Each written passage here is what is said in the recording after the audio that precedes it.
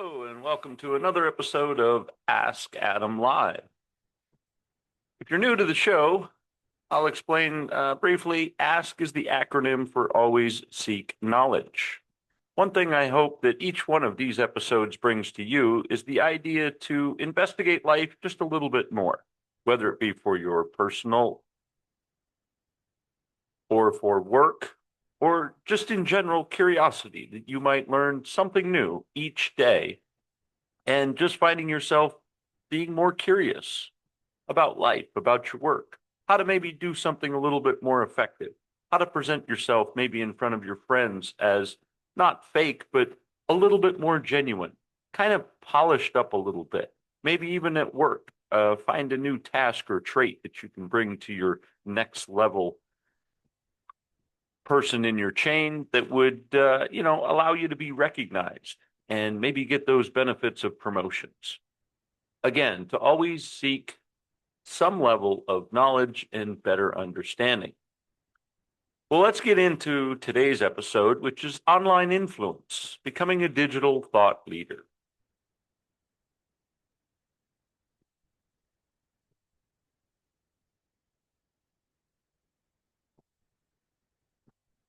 Online influence, becoming a digital thought leader. Most likely you're already an expert. Now it's time to be seen as one. In a world where anyone can post, influence belongs to those who lead with clarity, consistency, and care.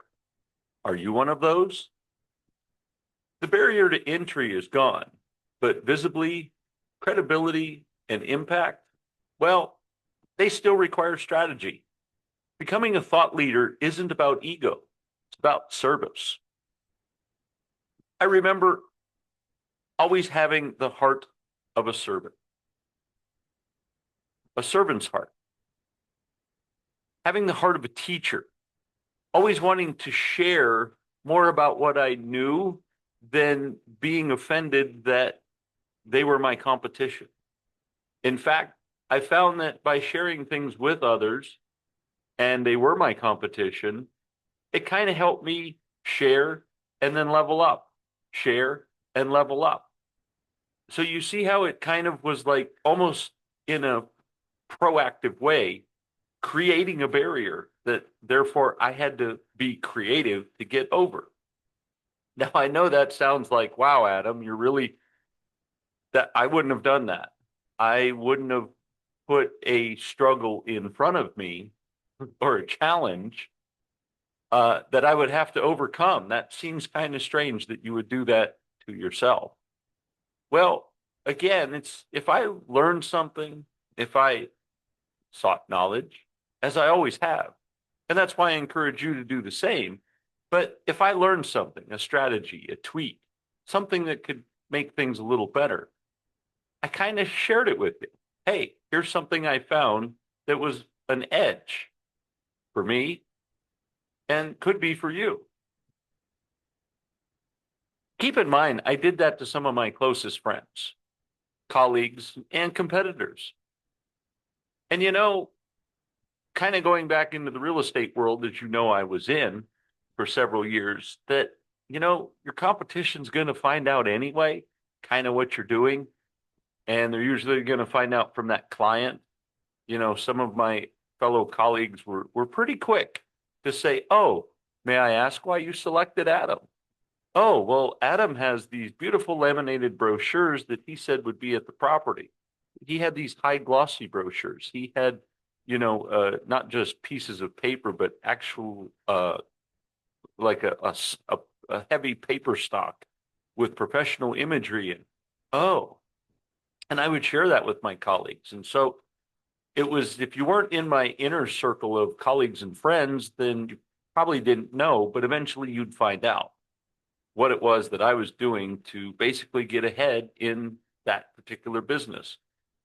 That's just an example, but you can apply it to anything.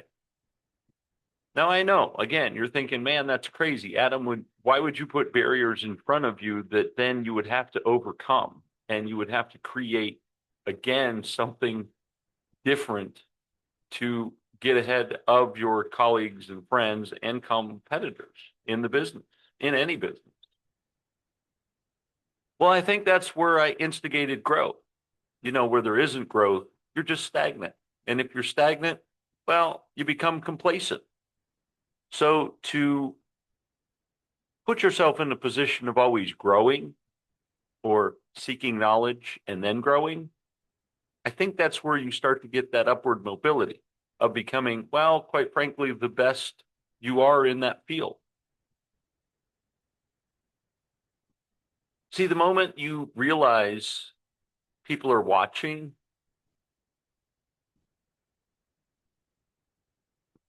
then you want to be adjustable. You want to change.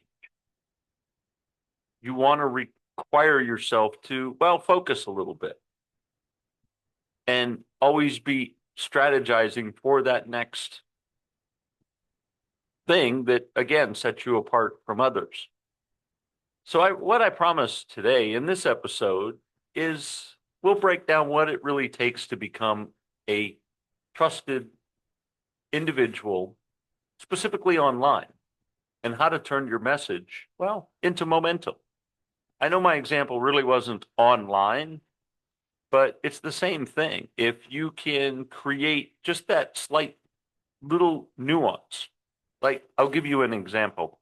There was an episode of, call it a podcast, with an individual, and they literally were staged outside, or at least that was truly the impression I got, that they were out on a hill, but it was quiet. There wasn't any background noise, nature noise, sound noise. So I have to feel like it's a studio, but I literally felt like that episode was outside. Maybe that could be your cutting edge, is to not be in the specific studio, not to be, maybe you're doing something in a coffee shop, and man, hands down to you, if you can be in a public place and manage to mask out all that noise amongst the interview. I remember, and I believe it's still on Netflix, was Comedians in Cars with Coffee. And it was with Jerry Seinfeld, basically having him scripted, scripted as far as the event, but general conversations with fellow comedians. And they were always going to coffee shops. And it was the noise of the city street in the car they were traveling in. And it was the noise at the coffee shop and the clanging of spoons and coffee cups. And it kind of got slightly distracting, but it was an interesting concept. And again, that's kind of what stepped, Jerry up from being a little different, as it wasn't a podcast. They were episode shows. So, and this was in the world of mid podcast, I guess, that he came up with this idea, or at least put it to form. So again, how to kind of stand out, how to be different. You need a huge following, media team, or a blue check. Those are kind of myths. The truth is, thought leadership equals a clear message, a consistent presence, and credible content that solves real problems. Might you have something like that already in your arsenal of ideas? People follow clarity, not charisma. I mean, just look at the ShamWow guy or some of those infomercial, info famous people from infomercials. There we go. I mean, you kind of remember them and their shtick, but do you really remember the product? I mean, unless it kind of dovetailed into what they were doing, but it was their shtick that sort of sold the product. So no matter what they were holding, you were like, oh yeah, that's that guy. And even if you identified him as something, it was still them just selling something else because of their deal. But people will follow you and resonate clear with you when you offer clarity and when you offer a solution. The 4 C's of online influence is clarity, content, credibility, and consistency. Now let's break those down a little bit. Clarity. What do you want to be known for? Now really think about this. What is it that you, and then I'll give you a hint. What is it something that you wake up every day and think about? What is what is a problem that you're constantly solving? And when you find the solution and you maybe work on it your own by yourself or on your own, maybe with your team, and then you go, wow, man, we figured out kind of how it works, but it doesn't work. And you keep trying to make that thing better. Well, that's probably something you should lean into and what you want to be known for, or at least in general, solving a specific problem. And you can figure out a myriad of ways how to solve that problem, whether it's personal, whether it's business, finance, whatever the category might be. There may be sort of other branches from that tree, but really hone in and focus on specifically with clarity is what do you want to be known for? The second part of clarity is, can someone repeat your mission in one sentence? Do you have a memorable statement? Your content. Number two, share your framework, stories, lessons, maybe even some information like behind the scenes. What is it that you do when you're not in front of the camera? What is it that you're doing when you're not in the official podcast state? Maybe, what do you do for fun? How are you maybe gathering research? A little behind the scenes, maybe even people that you're networking and incorporating with. That can help build clarity or the content I'm saying will solidify the content based on the association of people that you're with. Remember the 80-20 rule. Mix 80% value with 20% personality. Remember, like I said, the famous infomercial people, well, they were 80% personality and 20% value. Because was there really value in what they were selling? Or was it buy two, get the third one free, and it was just kind of the upsale? But it was more about the personality is what you were buying. Hey, this guy's got charisma, and wow, what a great product at the moment. How they were using it and what they were using it for. But when you got it home and realized, well, yeah, kind of didn't do what it was supposed to do or what you thought it was going to do, and it wasn't as magical, well, it's because you were following the personality. So remember, 80% value, 20% personality. And I will also give you a small hint is if you're like me and have the heart of a teacher, feel free to change that to 90-10. Absolutely. Give 90% value and 20% of your personality. If you feel like you want to dial it back and just have that giving spirit of providing more, I feel like I'm more in that 90-10 category. So feel free to join me. You can always adjust to the 90-20 once you feel like there's a little bit more establishment and a little bit more credibility. And always remember, your content, well, bring it from the heart.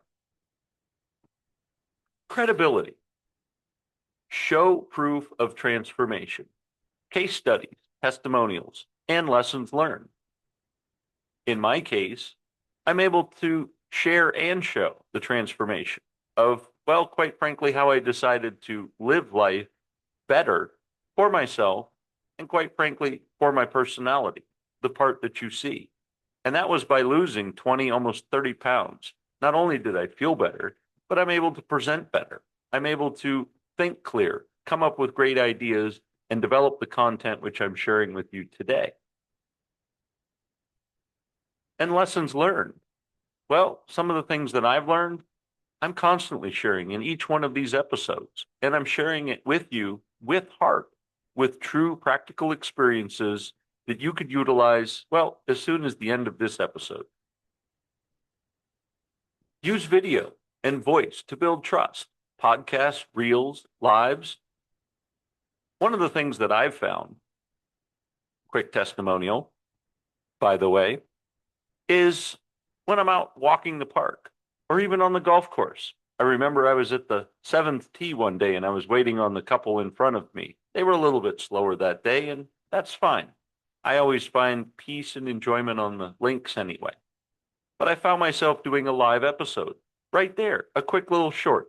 Grab the phone, it's in a quiet, natural environment, and a quick short. Hey, I am here practicing what I preach, and post it. That is building credibility. So each time you think, nah, nobody's interested in what I'm doing, that is quite frankly incorrect. It's the opposite. Your family, if you will, future family, is going to be interested in what you're doing. Now, not necessarily the flavor of your latte, but just that maybe you're out on the town enjoying a latte. And maybe it's more not that you went to a specific coffee shop and got this specific drink, but where do you go to enjoy your latte outside of the coffee shop? Is there a favorite park or a location? Maybe a beach side, maybe a rooftop. Wherever it is that you go to find peace, share that. That helps not only others to see that you're practicing what you preach, but allowing them to maybe even participate in those ideas of practicing what they will eventually preach. So use video and voice to build trust. Consistency.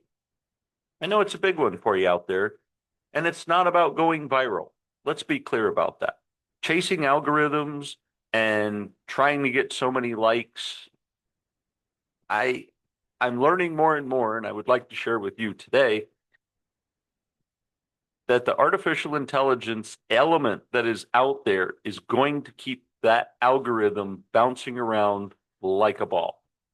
The idea that you're going to be able to capture it in any specific way, even catch said bouncing ball, I feel is going to be an effort. Well, you're going to spend a lot of time and still not master it. So let me save you the trouble by sharing with you. It's not about going viral. It's about showing up every week and becoming part of what and how people think. I mean, some of the things that go viral is somebody's quick little blurb, if you will, say on any of the social media sites about how they feel about a decision made by someone, and they're commenting about it, and it goes viral. Why? Because it's what people are thinking at that moment, and it resonates immediately with them. So if what I'm sharing with you today resonates with you, feel free to click the like or share button, and that you're enjoying this episode and that it resonates with you, and that I am connecting with what you are thinking, and it's helpful for you, stimulating you to, again, always seek knowledge. Part 3, platforms and practices. Pick 1 or 2 platforms you can commit to, because there's so many of them out there. I mean, they're growing like weeds. I feel this side has one, that side has one, and I'm not even picking sides. I'm just saying, you know, where do you necessarily put your allegiance to when there's so many things to choose from? And let's just keep it at a dozen immediately. So you got a dozen platforms. You spend every day 10 to 15 minutes posting on each one of those 10 to 12. Well, you do the math. That's a lot of time spent just to spread it across the board. So if you're looking and you're angling a little bit more towards business and some B2B work, well, certainly LinkedIn might be one of your strategies that you're going to focus on.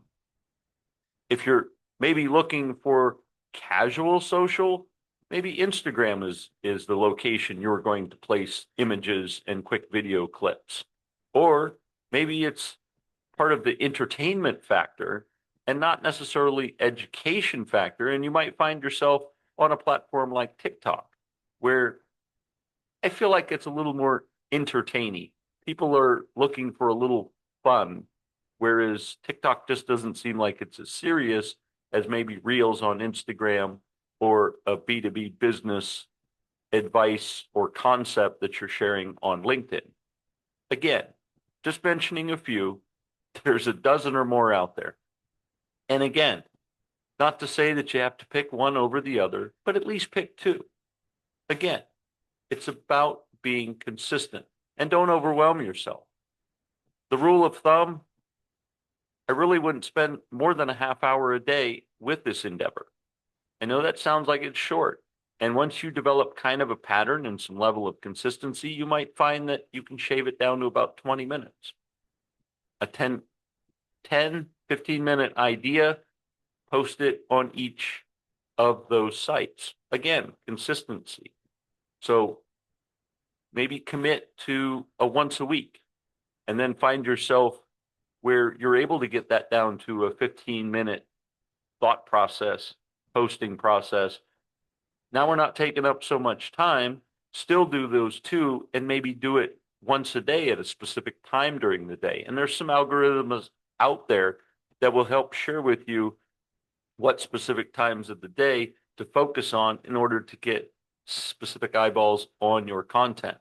Trust me, LinkedIn, Instagram, Facebook, some of the heavy hitters that have been around for quite a while, they have all this information and can tell you when the most eyes are on their platform.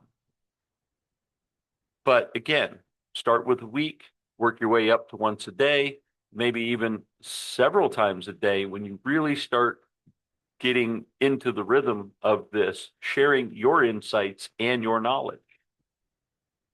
But again, commit to at least one or two. Use batching plus repurposing, well, quite frankly, to stay sane. I found myself trying to do something different each time, trying to mix it up. That's good, but it can be overwhelming.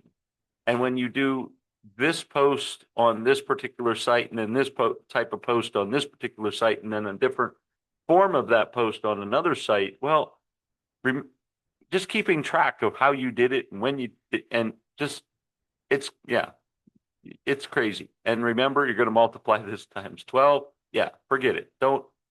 I'm saving yourself a lot of time and energy by just sharing with you one or two platforms and use some level of consistency.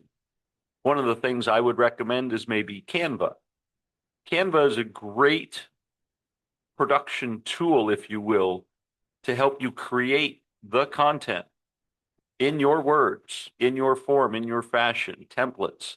And it allows you to basically build a brand so that your consistency can be pretty much copy and pasted on anything and then post it. Quite frankly, you can even post from Canva. Now, one of the things I appreciate, and again, it helps with sanity, is the Meta platform, for example, where it allows you to post at least in a 30-day window.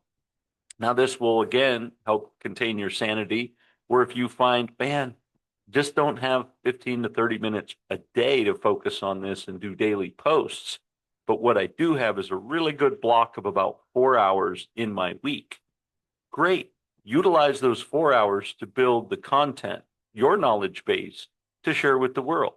And again, utilizing tools like Canva, that's setting up your brand, that's building your message, and then via Meta, set it up.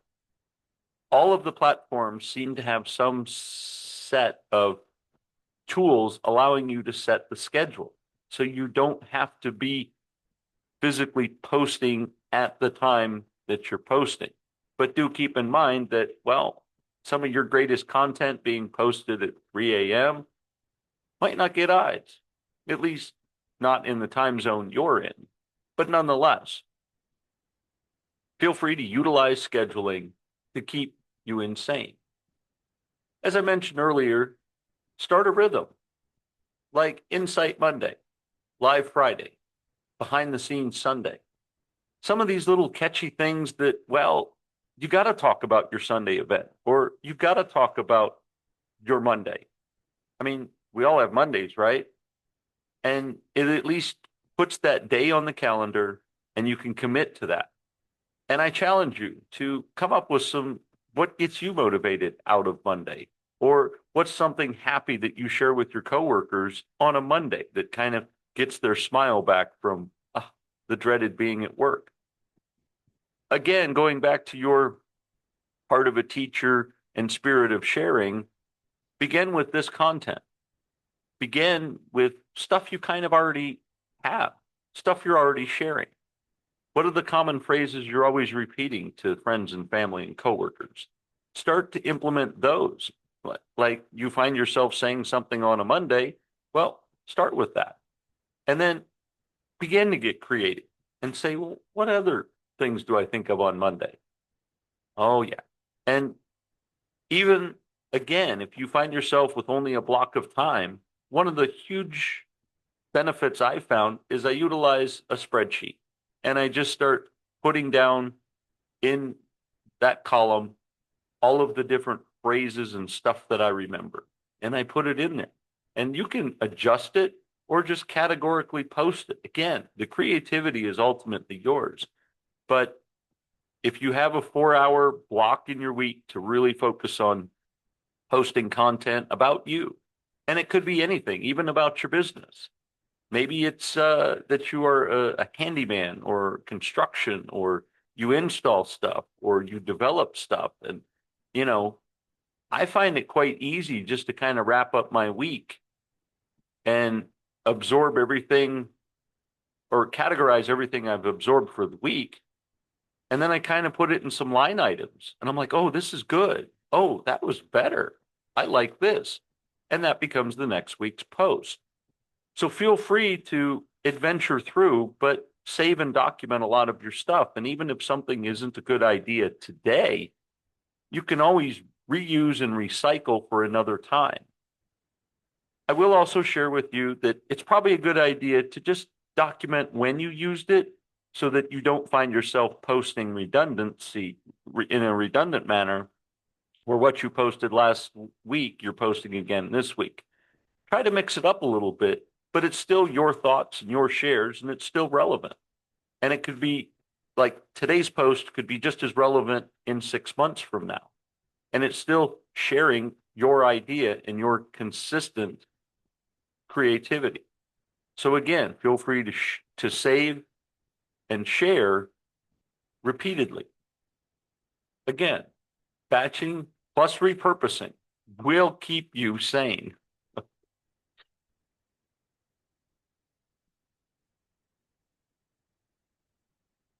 Track not likes, but leads, replies, and referrals. Again, don't chase the algorithm.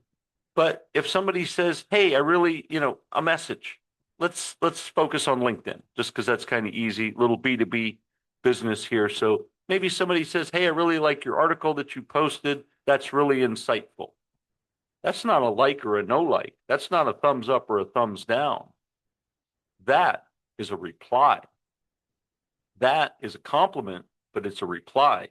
That is someone speaking to you. Reach out and grab that person and give them a big hug. Yes, I mean, give them a virtual hug by responding back to them. Yes, thank you for reading my information. Thank you for reading my post. I'm glad you enjoyed it. If you didn't look to see what it is that they do, I certainly recommend that you do that and see their profile, compliment them on what they do, maybe even compliment them on their posts, and begin to sort of form a little bit of a relationship that, again, can turn into a referral. Once you see that what they do and what you do kind of mesh, or at least have some level of an equation, well, it can be a win-win for both of you. So leads, replies, and referrals. Don't really chase the likes and dislikes, but if someone comments or someone shares, certainly reach out to them and thank them for that. And if it takes, and you can see these algorithms, they'll show you in the platforms that someone had shared your information. That being the case, and you only, again, I go back to that, you have 4 hours on a specific day of the week that's some free time, then start focusing that, not only on content, and start to develop a consistency with your content and your creativity that allows you to streamline it a little bit to narrow down the time spent with content and a little bit more time with follow-up, because that's important to follow up with the leads and the replies. They become referrals. And by doing this, you'll find that things organically start to grow. These are seeds that you had planted. You know, that post that was so insightful you shared with the world in vulnerability? That was a seed. And some seeds grow fast and some grow slow. And you never know when that particular article may show up somewhere in that algorithm search if somebody's looking for something. So again, content, content, content. I hate to sound like the most famous contenor. It's probably a word, or an atomism at least. But the contentor, Gary V, who's always talking about putting content out there. Put it out there. Let the algorithms find you. And again, like I said, follow up with leads, replies. They create referrals. I mean, I can share with you that the podcasting and the newsletter writing, well, I mean, it helped clarify my message while sharing it. Thought leadership isn't built before you show up. It's built as you show up. So through this, continue to show up each day, not only to create that content, but to be upfront and to engage in those conversations. And hopefully you can find and start carving out some time on the daily to follow up with those who have take that back, who have commented or shared your information, that you can follow up with them at least in a 24-hour period, making you even more relevant and thankful. So in closing, let's recap. Thought leadership is built on message clarity, content that helps, proof of credibility, and 4, showing up. You don't need to go viral. You need to go valuable. So I invite you today, download the Digital Thought Leadership Builder worksheet, map out your core message, your platform of choice, and 1 weekly rhythm. Share your content, plan using hashtag ThoughtLeaderInMotion and tag at AskAdamLive. You're already someone worth listening to. Thought leadership starts when you stop hiding and start helping. On purpose, in public. This has been another great, amazing episode of Ask Adam Live. I hope you'd enjoyed it as well and found some valuable information that you can take, making your life even better. Now let us both go out and make it a great day.